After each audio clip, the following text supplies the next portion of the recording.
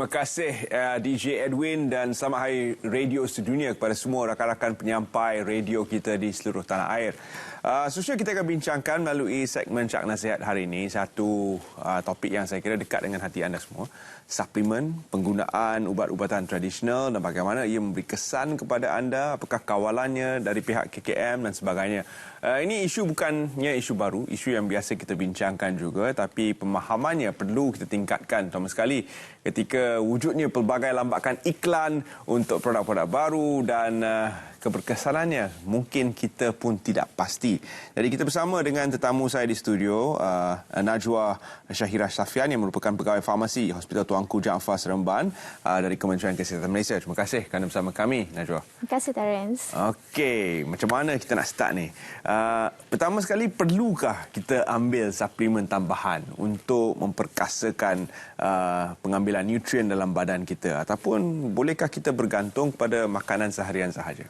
Okey, baiklah. So, sebelum kita faham, kita tahu dulu apakah maksud suplemen. So, suplemen ni boleh jadi dalam macam-macam bentuk. Kita ada dalam bentuk tablet, kapsul, ada dalam bentuk sirap, di mana dia digunakan sebagai makanan tambahan bagi memenuhi kekurangan zat dalam makanan seharian kita. Okay. Dan suplemen ni, dia kebanyakan yang berada di pasaran ni adalah dalam bentuk vitamins dan juga mineral. Tetapi kita kena faham bahawa suplemen tidak akan menggantikan zat dalam diet yang seimbang. Jadi diet seimbang tu wajib. Yang suplemen ni dia mungkin boleh ataupun tidak. Betul, dia tambahan sebenarnya, makanan tambahan sahaja. Okey, kita pergi kepada jenis suplemen dalam pasaran. Ada yang dijual di kedai-kedai ataupun di farmasi-farmasi pilihan dan memang diiktiraf oleh jenama antarabangsa yang besar. Dan ada pula yang dijual dengan notis ubat tradisional.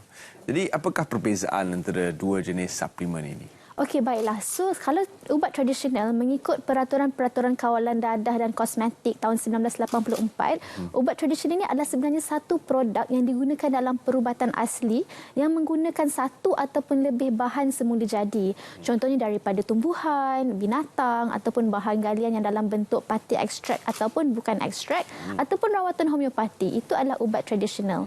Manakala suplemen seperti yang saya maklumkan tadi adalah vitamin dan mineral. Untuk kita mendapatkan suplemen ataupun ubat tradisional yang selamat, pastikan ia adalah ubat tradisional dan produk suplemen yang berdaftar dengan Kementerian Kesihatan Malaysia. Jadi belilah di premis-premis yang sah seperti di farmasi ataupun di klinik.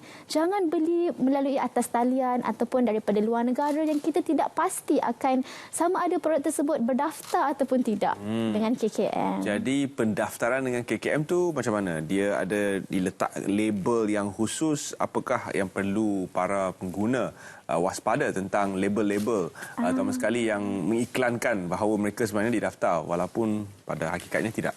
Okey, baiklah. Sangat mudah untuk kita faham ataupun kita tahu produk yang berdaftar ataupun tidak. Kita tengok dua benda sahaja. Yang pertama, tengok pada nombor pendaftaran MAL.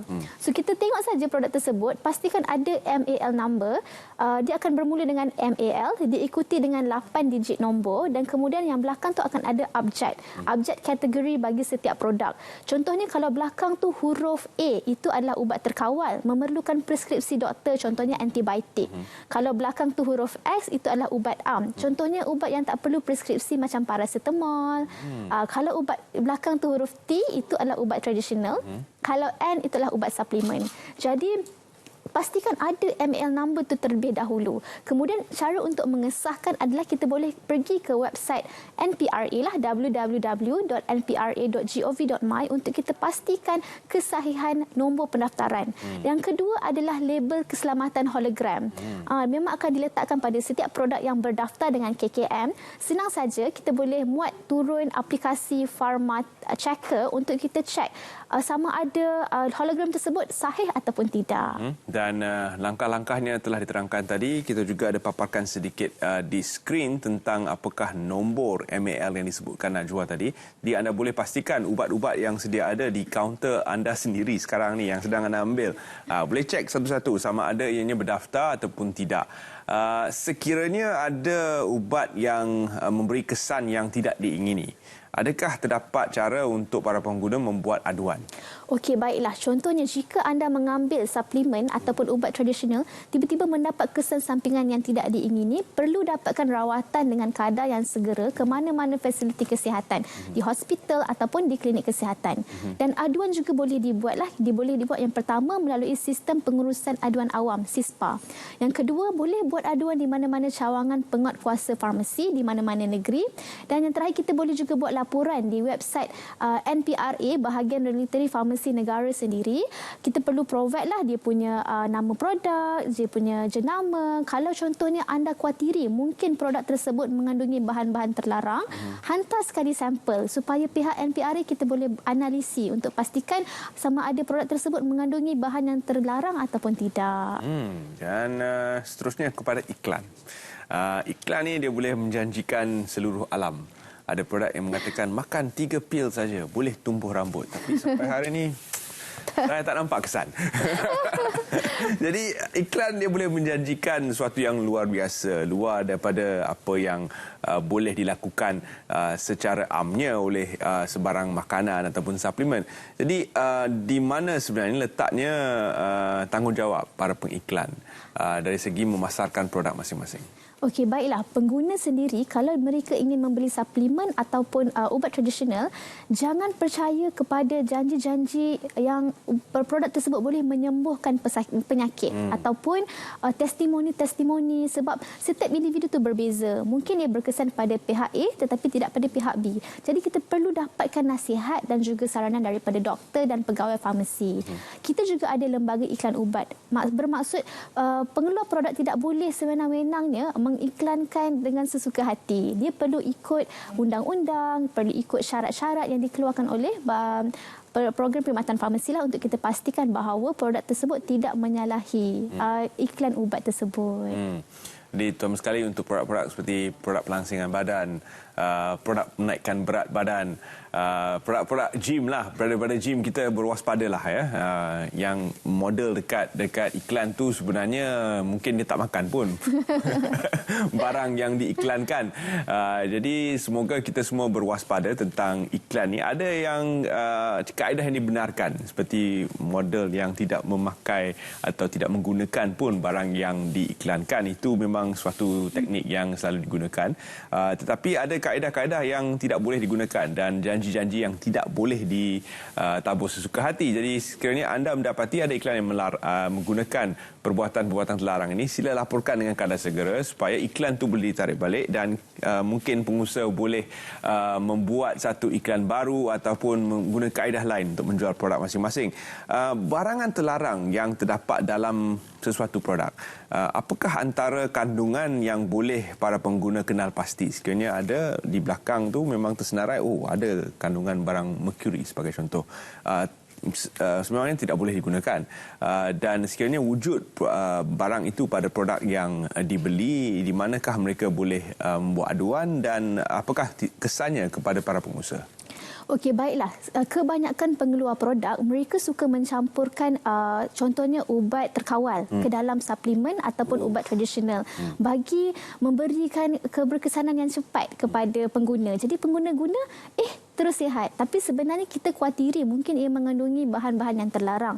That's why kita perlu membeli ubat tradisional ataupun suplemen yang berdaftar. Kerana Kementerian Kesihatan Malaysia, kita akan menganalisi, kita akan buat ujian, contohnya ujian mikroorganisma. Kita akan tengok juga pada kestabilan produk, kandungan bahan logam. Dan jika ia melepasi syarat-syarat yang dibenarkan, baru akan diberi kelulusan dan pendaftaran.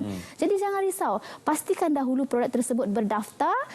Pasti akan terjamin daripada segi keselamatan, kualiti dan juga keberkesanan. Cuma produk ubat tradisional sahaja, ia tidak menjalani ujian klinikal. Jadi tidak dapat dijamin daripada segi keberkesanan. Jadi ini pun satu perkara yang harus kita ambil maklum ya. Ujian klinikal tu sangat penting. Kalau kita ingat dulu bila vaksin dikeluarkan, semua senarai ujian klinikal untuk setiap satu vaksin turut diedarkan bersama dan kita di pihak media juga sentiasa mewawarkan tentang ujian-ujian klinikal tersebut. Jadi kalau suatu produk tidak menjalani ujian klinikal, harus ada satu red flag di situ. Dan kita harus perhatikan keberkesanan produk itu dalam jangka masa panjang. Kalau produk itu baru saja keluar, mungkin kita tunggu dulu. Tunggu dan lihat sama ada produk ini berkesan ataupun tidak. Itu strategi sebagai seorang pengguna lah. Tapi produk itu memang boleh dijual pun. Cuma kita sebagai pengguna harus berwaspada. Seterusnya pada harga untuk ubat, terutama sekali suplemen. Tidak ada harga kawalan. Jadi bagaimana untuk para pengguna tahu harga sebenar untuk ubat-ubat sebegini? Okey, baiklah. Kalau kita cakap pasal ubat-ubatan sebenarnya harga ni dikawal oleh bahagian farmasi lah. Okay. Tetapi untuk suplemen dan ubat tradisional, ia adalah bergantung kepada pengeluar produk itu sendiri. Jadi kita sebagai pengguna, kita kena jadi pengguna yang bijak.